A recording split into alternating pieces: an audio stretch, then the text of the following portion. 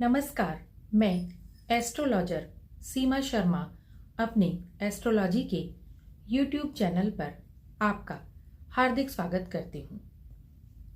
मैंने अपनी पिछली वीडियोस में आपको कुंडली के अलग अलग भावों में शनि और केतु की युति के बारे में बताया था और मैंने देखा कि आप लोगों ने मेरी वीडियोस को बहुत अधिक पसंद किया और मुझसे आगे भी वीडियो बनाने के लिए बोला। मैं आपको कुंडली के प्रथम भाव से लेकर अष्टम भाव तक बनने वाले शनि और केतु की युति के बारे में बता चुकी हूँ।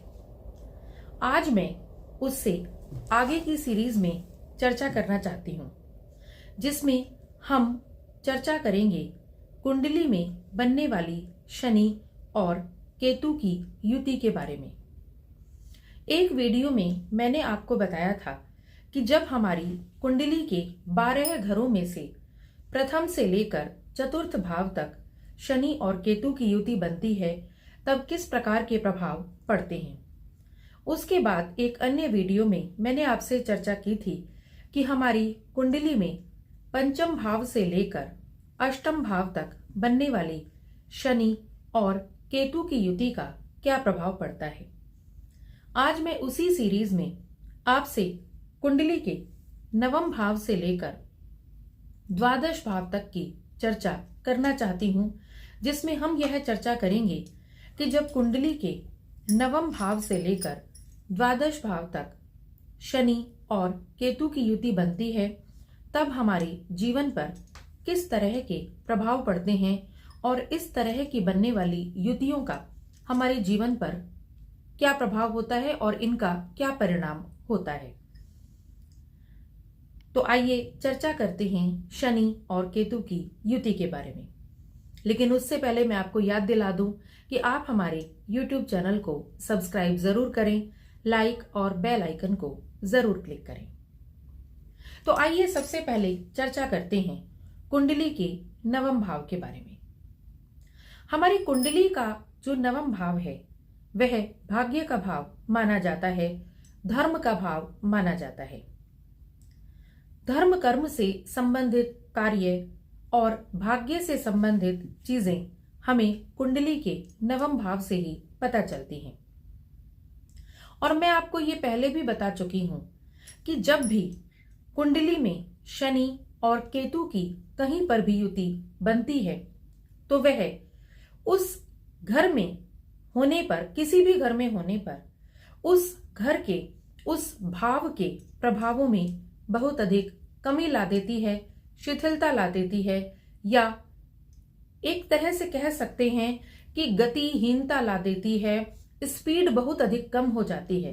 क्योंकि हम ये जानते हैं कि शनि और केतु दोनों ही बहुत धीमी गति से चलने वाले ग्रह हैं। इनमें शनि, जिसका नाम ही शनैचर है, जिसका नाम ही शनिश्चर है, वह तो धीमी गति से चलने वाला ग्रह है ही। इसके साथ ही जब केतु उसके साथ बैठ जाता है तो केतु का स्वभाव है किसी भी घर से संबंधित, किसी भी घर में बैठने पर उस घर से संबंधित, उस भाव से संबंधित फलों में कमी करना या उस भाव से संबंधित कार्य में वैराग्य या विरक्ति का भाव पैदा करना। क्योंकि केतु विरक्ति का ग्रह है। जिस घर में भी बैठ जाता है, जिस जगह पर भी बैठ जाता है, उस घर से संबंधित या तो हमारे मन में विरक्ति करा देता है या कुछ ना कुछ कारण ऐसे बना देता है जिससे हमें अपने आप ही अनायास ही उन चीजों से विरक्ति होने लग जाती है या उस चीज से हम दूर हो जाते हैं। तो इसका सीधा सीधा मतलब यह हुआ कि जब भी शनि और केतु की युति हमारे नवम भाव में बनेगी तो यह अवश्य ही हमें धर्म के कार्य से विमुख करने की कोशिश करेगी। अब धर्म से विमुख होने का मतलब यह नहीं है कि व्यक्ति धार्मिक नहीं रहता। व्यक्ति धार्मिक तो रहता है क्योंकि शनि वहां पर बैठा है और अवश्य ही व्यक्ति को धर्म कर्म के, सच्चाई के रास्ते पर चलाएगा। लेकिन व्यक्ति जो है वह बहुत अधिक पूजा पाठ, आडंबरों में विश्वास नहीं रखता और बहुत कम इन चीजों को मानता है। उस तरह के आडंबरों को एक तरीके से कहा जाए कि पूजा पाठ के तरीकों को बहुत अधिक कम यूज करता है, कम प्रयोग करता है, सिर्फ ईश्वर में विश्वास रखता है, लेकिन बहुत अधिक पूजा पाठ या कहना चाहिए कि मंदिरों में जाना, मंदिरों के दर्शन करना, बहुत अधिक यात्राएं करना, बहुत अधिक पूजा पाठ में लीन रहना, वह सब उस चीज से व्यक्ति थोड़ा विमुख होता है, ईश्वर को अपने मन में मानने वाला होता है। इसी के साथ ही चूंकि नवम भाव जो है वह भाग्य का भाव है, इसीलिए ऐसे व्यक्ति को अक्सर अपने भाग्य में बहुत अधिक कठिनाइयों का सामना करना पड़ता है, या यूं कहें कि रुकावटों का सामना करना पड़ता है। कोई भी काम यदि वो करने चलता है, यदि जीवन में किसी भी लक्ष्य की ओर अग्रसर होता है, तो हमेशा उस कार्य में उसको बहुत अधिक कठिनाइयों का सामना करना पड़ता है, बहुत अधिक बाधाएं उसके जीवन में आती रहती हैं। कह सकते हैं कि इस तरह का व्यक्ति जिसकी नवम भाव में शनि और केतु की युति बनी होती है, उसको हर कार्य को करने में, हर कार्य को शुरू करने में या किसी भी कार्य को संपन्न करने में बहुत अधिक कठिनाइयों का अनुभव होता है, या यूं कहें कि एक तरीके से भाग्य उसका साथ नहीं दे पाता। भाग्य पूरे तरीके से उसको पछाड़ता नहीं है, पूरे तरीके से उसको पराजित नहीं करता है, लेकिन फिर भी बहुत अधिक कठिनाइयों के बाद, बहुत अधिक कोशिशों के बाद वह अपने किसी कार्य में सफल हो पाता है। अक्सर भाग्य के, कहना चाहिए कि भाग्य के धोखे उसको या भाग्य की चोट उसको अक्सर पड़ती रहती है। बहुत अधिक मेहनत के बाद उसको, बहुत अधिक संघर्षों के बाद अपने जीवन में सफलता की प्राप्ति हो पाती है।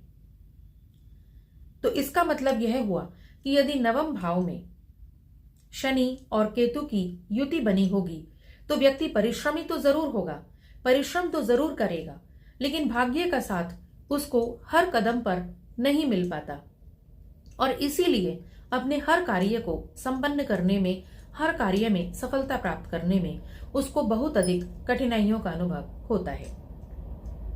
तो यह तो बात हुई नवम भाव की। इसके बाद हम बात करते हैं कुंडली के दशम भाव के बारे में। दशम भाव, जैसे कि आप भी जानते हैं कि हमारे रोजगार का भाव है, हमारी नौकरी का भाव है, हमारे व्यवसाय का भाव है, हमारे बिजनेस का भाव है। अब हमारा बिजनेस कैसा चलेगा, हमारा नौकरी कैसी होगी, यह तो डिसाइड करेगा हमारा दशमेश, यानी हमारे 10वें स्थान का स्वामी। लेकिन उसके साथ ही यदि 10वें स्थान का स्वामी भी कमजोर है और शनि और केतु की युति हमारे दशम भाव में बन गई है, तो अवश्य ही हमें अपने रोजगार को सेटल करने में, नौकरी प्राप्त करने में, अपने बिजनेस को सेटल करने में बहुत अधिक कठिनाइयों का अनुभव होता है। बहुत मुश्किल से हम अपने रोजगार का चुनाव कर पाते हैं, या यूं कहें कि कई बार ऐसा होता है कि हम अपने व्यवसाय का चुनाव करने में ही बहुत अधिक मुश्किलों का सामना करना पड़ता है हमको, और हम यह नहीं डिसाइड कर पाते कि हमें किस रोजगार की तरफ जाना चाहिए, किस तरह का व्यवसाय हमें अपनाना चाहिए, और एक कंफ्यूजन की स्थिति हमारी लाइफ में अक्सर बनी रहती है। और इस कंफ्यूजन के कारण कई बार ऐसा होता है कि हम किसी गलत व्यवसाय का चुनाव भी कर लेते हैं। और जब हम इस तरह की परिस्थिति में आते हैं कि हम कंफ्यूजन की स्थिति में आते हैं, तो यह शनि और केतु की युति जो है, यह कंफ्यूजन तो क्रिएट करती ही है, साथ ही साथ यह हमें अपने व्यवसाय में अंततः सफल नहीं होने देती। इसीलिए यदि आपको भी लगता है कि आपको अपने व्यवसाय में सफलता नहीं मिल पा रही है, या किसी न किसी कारण से अपने बिजनेस या अपनी जॉब में परेशानी का अनुभव हो रहा है, तो अवश्य ही आपको शनि और केतु की दशम भाव में यदि युति बनी हुई है तो उसका उपाय अवश्य करना चाहिए। नवम भाव में भी करना चाहिए। यदि भाग्य के थपेड़े आपको बहुत अधिक लग रहे हैं, जो मैंने आपको बताया, तो आपको अवश्य ही शनि केतु का उपाय करना चाहिए। तो यह बात हुई नवम और दशम भाव की। इसके बाद हम बात करते हैं एकादश भाव की। एकादश भाव हमारी आय का भाव है, हमारे इनकम के स्रोतों का भाव है, सोर्सेज ऑफ इनकम जिसको हम बोल सकते हैं, यानी हमारे आय के स्रोत जिससे हम पैसा कमा सकते हैं। हमारा रोजगार तो दशम भाव से डिसाइड होता ही है, लेकिन हम कितना पैसा कमा पाएंगे, पैसा कमाने में हमें किस तरह की असुविधाएं या सुविधा होगी, यह सब हमें एकादश भाव से पता चलता है। हम कितना पैसा कमाएंगे यह तो हमें एकादश भाव के स्वामी की स्थिति से पता चलेगा। लेकिन फिर भी यदि शनि और केतु की युति हमारे एकादश भाव में बनी हुई है तो अवश्य ही इस तरह की परिस्थितियां पैदा होंगी, अवश्य ही इस तरह की कारण पैदा होंगे कि आपको पैसा कमाने में बहुत अधिक कठिनाइयों का अनुभव करना पड़ेगा। आप पैसा कमाओगे तो जरूर, लेकिन पैसा कमाने के लिए जो रास्ते आप अपनाओगे, जिस तरीके को भी आप अपनाओगे, उसमें कहीं ना कहीं आपको मुश्किलों का सामना करना पड़ेगा या शत्रुओं का सामना करना पड़ेगा। किसी न किसी कारण से आपको पैसा कमाने में बहुत अधिक कठिनाई का अनुभव होगा। और यहां पर बैठा हुआ शनि और केतु आपके पंचम भाव यानी कि आपके संतान भाव को भी देखता है या आपके शिक्षा के भाव को देखता है। इसीलिए अक्सर शिक्षा और संतान से संबंधित बातों में भी बहुत अधिक परेशानी का अनुभव झेलना पड़ता है। तो यदि पैसा कमाने में, यदि आय को अर्जित करने में, रोजगार भी है आपके पास, मान लीजिए रोजगार भी है, लेकिन जब भी आय अर्जित होने की बात आती है या इनकम बढ़ने की बात आती है या कमाने की बात आती है तो कहीं ना कहीं आपको मौका मिलते हुए भी आप नहीं कमा पाते, कहीं ना कहीं आपका मौका आपके हाथ से छूट जाता है। ऐसा क्यों होता है? जब भी कभी एकादश भाव में शनि और केतु की युति बनी होती है तभी आपको ऐसा अनुभव होगा कि आपको पैसा कमाने में बहुत अधिक परेशानी का अनुभव करना पड़ता है। इसीलिए मैं बोलती हूं कि यदि शनि और केतु की युति कहीं पर भी आपकी कुंडली में बनी हुई है तो आपको अवश्य ही उसका विश्लेषण कराना चाहिए और उसके उपाय जरूर करने चाहिए। अब आते हैं हमारी कुंडली के अंतिम भाव यानी द्वादश भाव पर।